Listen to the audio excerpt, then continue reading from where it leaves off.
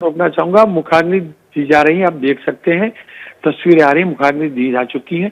शुभम भाई ने शुरुआत की थी, साथ में नरेंद्र भाई खुद भी मुखाग्नि दे रहे हैं। अब सीधी तस्वीरें आपके पास आ रही होंगी, आप तस्वीर देख सकते हैं। मुखाग्नि पहले शुभम भाई ने दी, उसके बाद में नरेंद्र भाई दे रहे हैं, आप सीधे देख सकते हैं।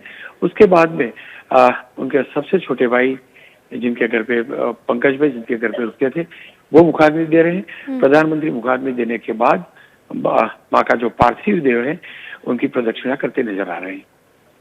और इस वक्त वहां पर रौनक कौन कौन मौजूद हैं? ये तीन भाई तो हमें नजर आ रहे हैं। इस वक्त मां की परिक्रमा करते हुए प्रधानमंत्री नरेंद्र मोदी आपको स्क्रीन पर दिखाई दे रहे हैं। सबसे पहले जो सबसे बड़े पुत्र हैं शोमा भाई, उन्होंने मुखाग्नि दी। तीनों भाई आप देख सकते हैं, शुभम भाई पहले हैं, फिर नरेंद्र भाई भी हैं और पंकज भाई भी नजर आ रहे हैं। मुखाग्नि दी चुकी है और बाकी के जो लोग जो भी आपको फ्रेम में दिखते हैं वो सिर्फ और सिर्फ उनके परिवार के करीबी लोग हैं।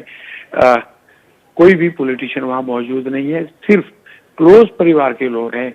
गुजराती में कहा जाता है कि 2 घर या 3 घर के लोग, यानी कि फर्स्ट कजिन, सेकंड कजिन या तो सिस्टर के घर के जो लोग थे उनसे दूरी के कोई भी नहीं है।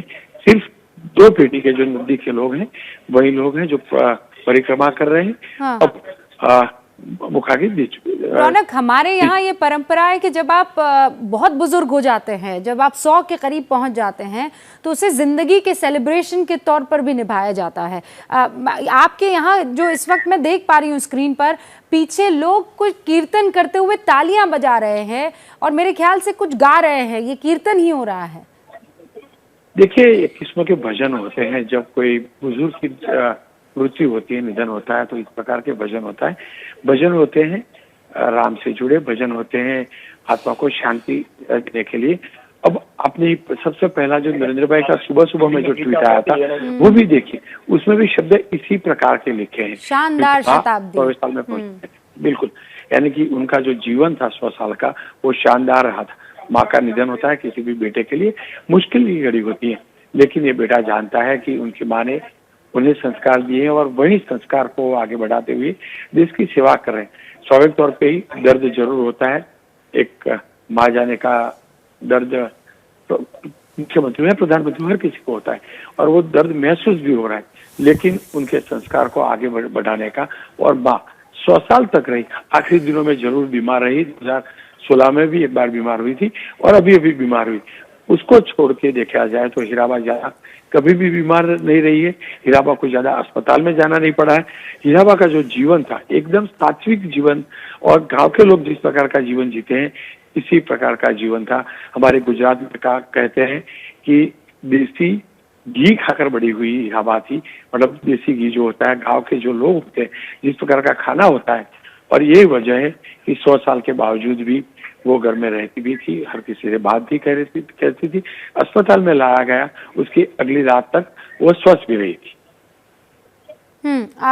रौनक, आप ये बता रहे हैं कि वो जो है बस अभी ये कुछ हाल के साल थे जब एक आध बार वो बीमार पड़ी होंगी, इसके अलावा कभी ऐसा कोई मौका नहीं। और इनफैक्ट अगर आज की तारीख में आप ये तस्वीरें देखते हैं तो हीराबा को देखकर कोई कह नहीं सकता है कि वो 100 बरस की है।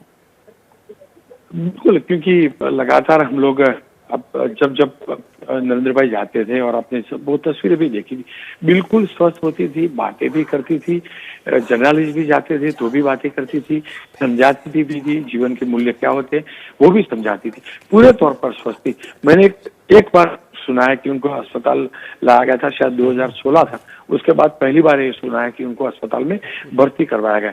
2016 में भी सिर्फ चेकअप हुआ था, थोड़े से टेस्ट हुए थे। उसके बाद और उसके पहले कभी भी हम लोगों ने नहीं सुना है कि हीराबा बीमार थी। आपको याद होगा 5 दिसंबर का वो दिन जब गुजरात के चुनाव हो रहे थे। आप देखिए 100वें साल में भी एक माँ, जो नरेंद्र भाई में जो कर्तव्य निष्ठा दिखती है, वो 5 दिसंबर का वो दिन देख लीजिए जब गुजरात विधानसभा के चुनाव थे। हीराबा खुद वोट करने पहुंची थी परिवार के साथ, और उसके पहले जब उनका जन्मदिन था 17 जून का दिन, तब वो परिवार के साथ यहाँ जगन्नाथ मंदिर जहाँ उनका बेटा रहता था, नरेंद्र भाई एक जमाने में रहते थे, वहां पर दर्शन करने भी गए थे, आरती करने भी गए थे। व्हील चेयर जरूर थे लेकिन पूरे तौर पे स्वस्थ थे। क्या मजबूरी है मेरी, बताइए। मैं अभी आपको बताती हूँ कि मैंने ओए होए होए होए, नमकीन के चटकारे लेते हुए टकटकी मार के डिबेट शो को पॉज रिपीट कर करके देख रहे हैं जोगिंदर जी। इनकी तरह आप भी देखें अपने फेवरेट डिबेट्स को रिपीट कर और डाउनलोड कीजिए एबीपी लाइव ऐप अपने स्मार्ट टीवी पर।